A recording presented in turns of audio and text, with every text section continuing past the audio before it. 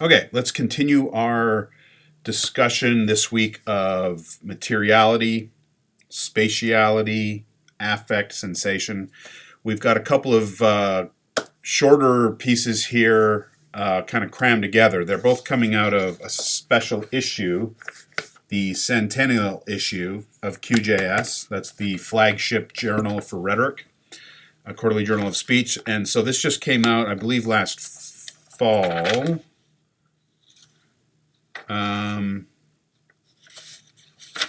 Oh, it came out last fall, but it's dated February 15th. So I guess it took a while to finish up. That's weird. Anyway, so the very first piece in this entire Centennial Journal is by Deborah Hawhee on Rhetoric Sensorium, and then it's followed up by a couple of kind of response pieces, and then we're looking at Jenny Rice's response. And they're both talking about this question of sensation, feeling.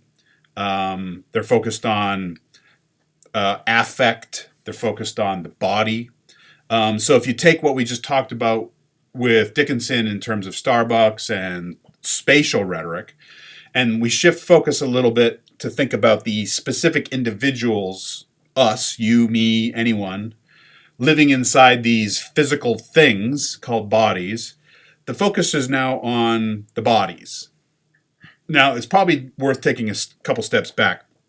I've mentioned in previous videos the modern legacy going back to the 16th century, 17th century, up through the early mid part of the 20th century. We think of that as the modern era. And it's very complex and there's lots going on. But if we had to kind of boil things down in terms of like massive influence, let's go back to Descartes. You've probably heard of I think, therefore I am, right? This is known as Cartesian dualism. So for Descartes, the only thing that we can know for certain is that we are thinking. So he goes through this whole process in Meditations of Philosophy. He was trying to come up with certainty. He wanted certainty, just like Plato. He wasn't interested in metaphysical certainty like Plato. He was interested in logical certainty, that which I can know for certain.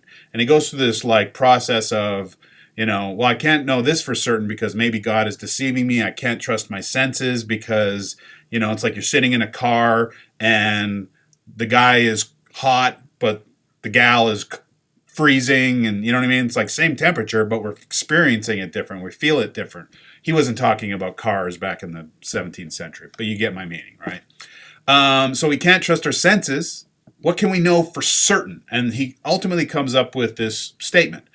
I think, therefore I am. The only thing I know for certain is that I'm thinking. That's it. So what this leads to is this idea that we can only know with certainty through our cognitive kind of reasoning abilities. Can't trust the body. We can only trust our minds, our brains, our cognition, right? That leads to this split, this Cartesian split between mind and body. And so for like hundreds of years, the body was set aside as that which is untrustworthy, unknowable, unreliable. It's that which is fleeting. You feel one thing one moment, you feel something else the next moment. Totally unreliable. Can't rely on the body and sensation for any kind of reasonable conclusions about, should we or should we not? Well, don't trust the body. Don't trust feeling. Feelings are always like off to the side, right? And then, of course, as we've discussed in the 20th century, values start coming back. That's Perelman, right? Values are attached to bodies. Not completely, but partially. Now move ahead with Burke. Burke ended up, the way that Burke was taken up was largely on the side of the mind, right? So the way that scholars for decades went back to Burke is by, as we've talked about, his work on symbolism and his work on like imagination and the unconscious and so on. But as we saw with the definition of man, Burke said that definition of man, the very first thing is that we are symbol using, symbol misusing animals. So Burke himself was very aware of our materiality, our physicality, and he talked about it a lot in his work. But as we saw with the rhetoric as epistemic stuff and that kind of epistemic moment, the field was more interested in knowledge, in cognition, in the brain, right? So that side of the Cartesian dualism. And so to the extent that Burke was sort of taken up in those early years of like the 70s and the 80s and so on, he was largely thought of as the guy who was interested in symbolism. Then along came people like Deborah Hawhee, who started writing about the body. And her first major book was thinking about the role of the body in rhetoric. And she went back to ancient Greek rhetorical treatises, and she started looking at the importance of the body, physicality, right? And her work has been hugely influential, and that's why she's the very first person in the Centennial Issue. So she's continuing to talk about the body, sensation. And then along comes Jenny Rice, and she's also interested in similar kinds of things, but she kind of takes us in a different direction. So it's a nice 1-2 kind of setup here. The Hawhee piece gives us this nice kind of sweeping look at this question of sensation in the field. Now, as I say, up until like the the latter half of the 20th century, the body, sensation, feeling, affect, these were things not to be trusted, right?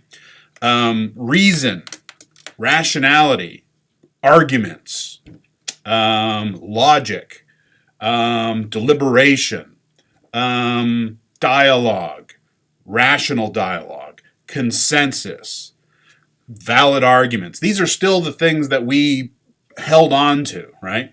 But this neo-sophistic model, this new wave of theory is coming in and it's saying, well, maybe reason isn't the thing that actually explains how it is we live our lives together. Rice is talking about description and prescription, right? We can describe and prescribe. Those argument theorists and the deliberation people and the reason people, they were being prescriptive, saying this is how we should, this is how we ought to engage one another.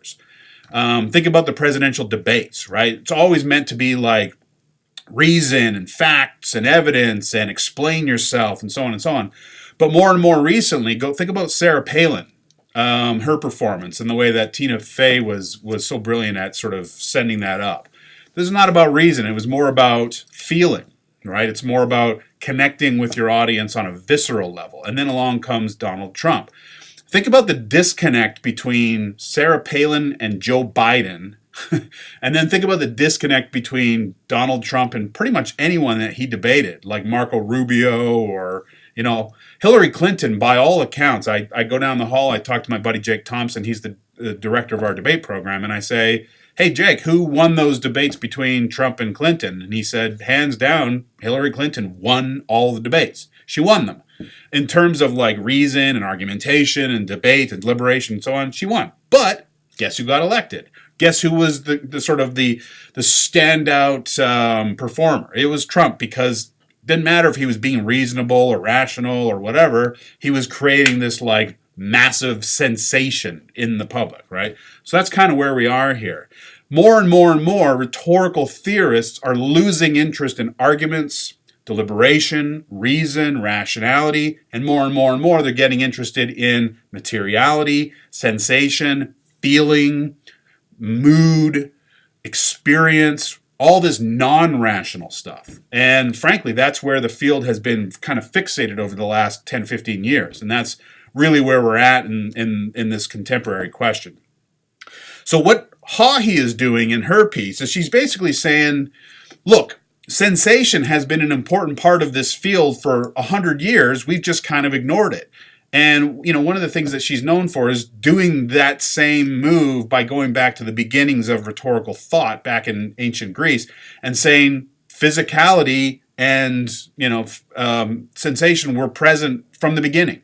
She went back and she wrote some stuff on Burke. She's got a book on Burke, and it's all about the body in Burke. So even though most people are interested in Burke's symbolic theories of symbolism, as we just talked, all that stuff I talked about Burke, that's largely the immaterial, the mind,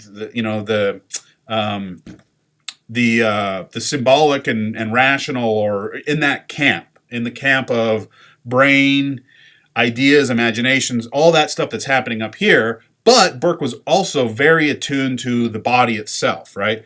But rhetorical scholars were more interested in the cognitive stuff, they've become more interested in the corporal, the body, the physical stuff. So that's where we're at here now. Hawhee just, we don't need to be overly interested or overly sort of concerned with the history that she provides. It's interesting to see that there is this history of rhetorical theory around the question of sensation, but she's not really theorizing sensation or affect in a new way here. She's just kind of like repeating some of her main arguments from other sources. It's interesting on bottom right on page 9 there, she says, yet despite the fact that Kenneth Burke, communications rhetorical oracle, came to the discipline concerned with sensation, as I argue elsewhere, as I mentioned, he was not taken up in that vein, right? So Burke was always interested in bodies and sensation. He just wasn't sort of acknowledged for that interest.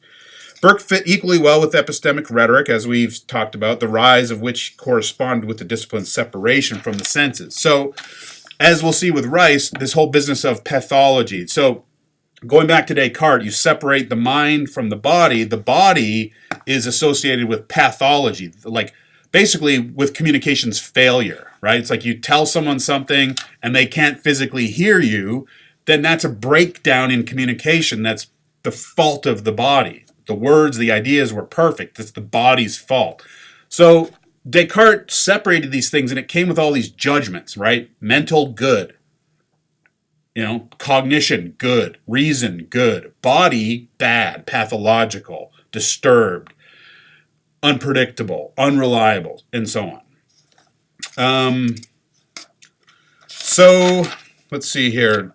The last few pages, 12 and 13 in Hawhee, she asks these questions. And the second and third question are good. Second, how does sensation figure into rhetorical processes, right? If you give a speech, it's not just the words and the ideas that matter. It's how the audience is sort of experiencing this event. That's the question here, right? So how does sensation figure into rhetorical processes? Good question. It's possible that the research committee of 1950 might be a place to begin again. So interesting to sort of go back 100 years and kind of start all over.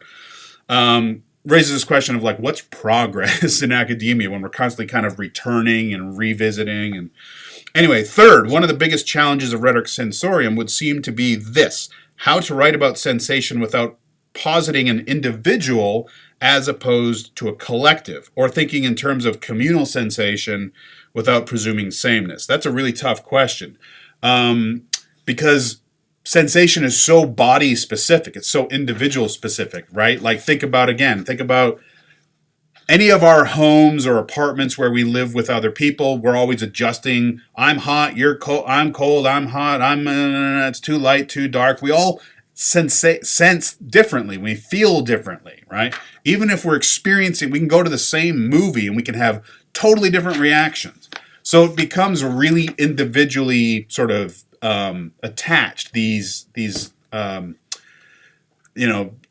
accounts we might make about sensation and how it's happening, right? So 50 people go watch a Trump speech, and if you hook them up to like a bunch of electrodes and like map their brain or their heart palpitations or however you would measure like sensation, you're gonna get different reactions, right? So how do you theorize sensation broadly when it's such an individually specific thing? That's where Rice's piece kicks in useful ways.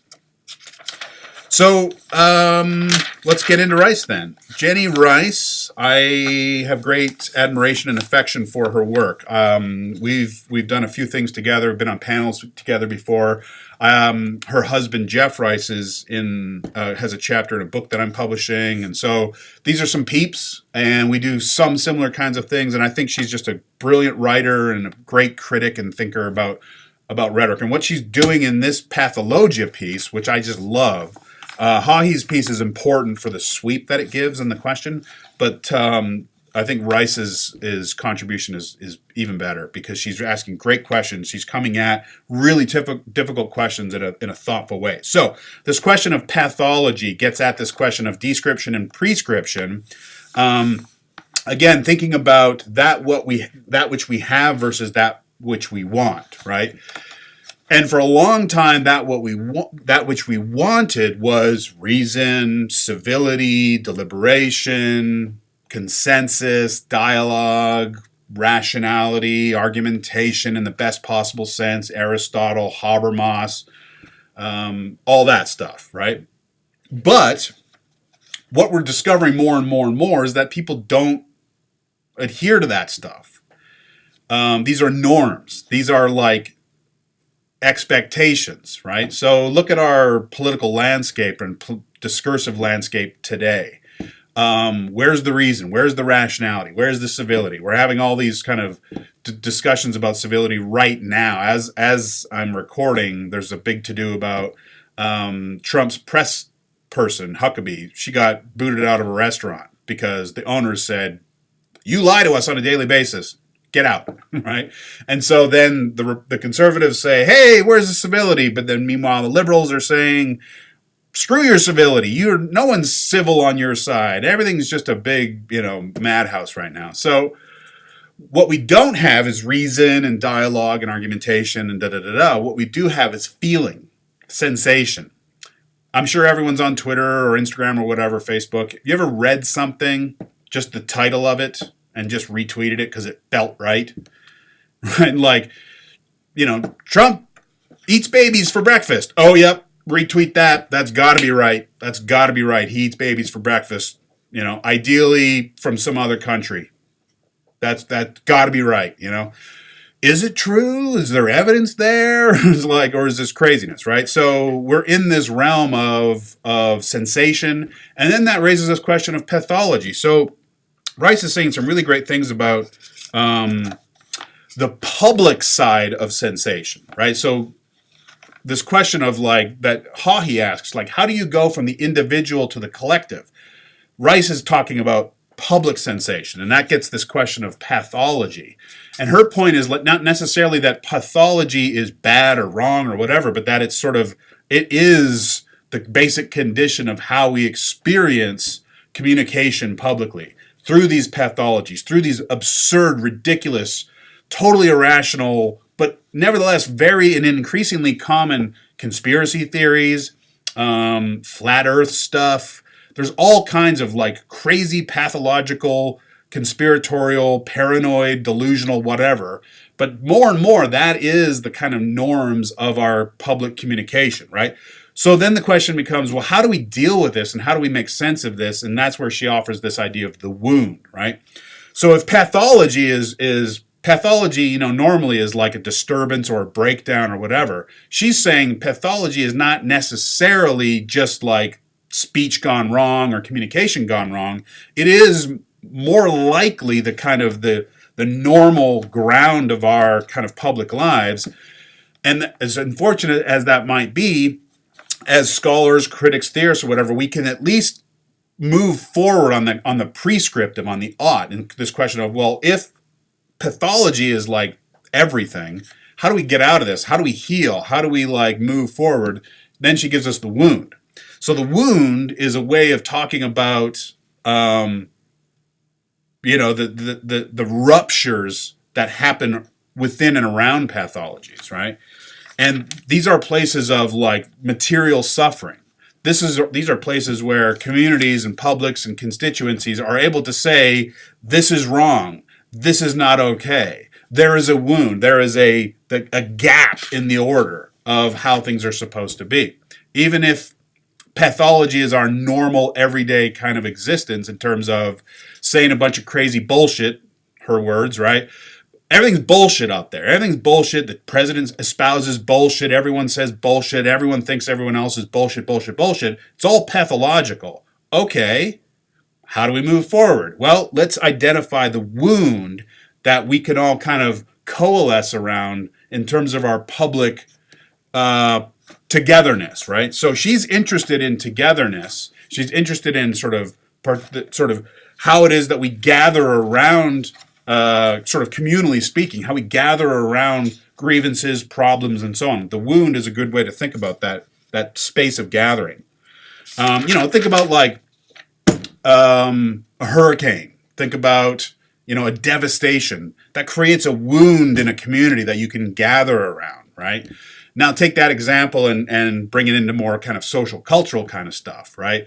So when someone does or says something that's just too far, it's just gone too far, like Roseanne Barr, right? She creates a wound when she says horribly racist, hurtful, defamatory kinds of things.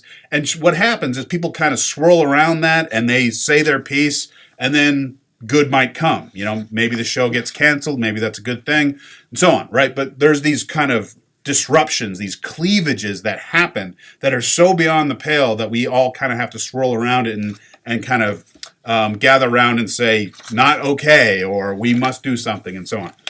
So, so there's a lot of really good stuff in this short piece here.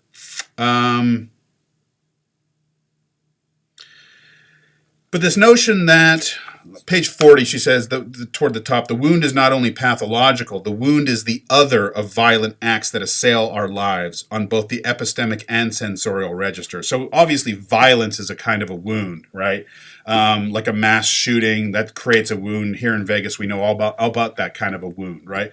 But that's not the only wound we can talk about. We can talk about it in terms of epistemic and sensorial registers. So an epistemic wound is this notion that, like, you know, someone isn't granted their humanity. It's like, are you kidding me?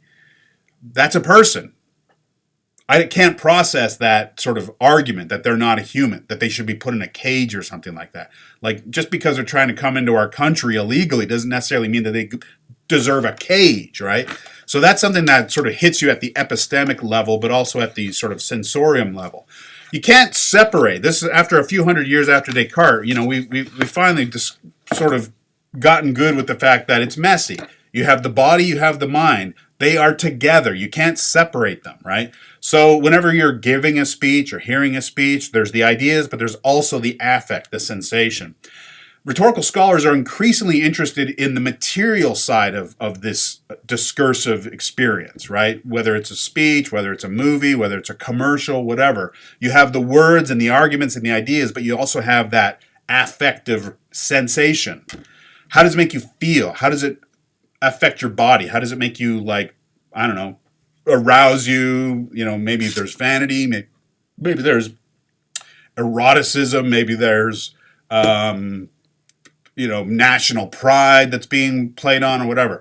This goes way back to Aristotle on pathos, but it's a much richer, more nuanced way of thinking about pathos. For pathos, for Aristotle, it was still more or less the stuff that was up here, right? But now we're thinking about the body and how the body can be moved. And that's a bit of a tee up for my own work that we're going to talk about next on food. So that's materiality, that's bodies, that's sensation, and so on. So I'm also interested in these questions of how it is that material forces move us and compel us, and food's, I think, a really obviously important way of thinking about all those questions. So we'll get into morality next and continue this conversation about sort of non-rational, non-symbolic sources of influence. And like I say, if you have any questions about this kind of stuff, let's hear them. That's a little long video, but we had 2 essays, so there you go.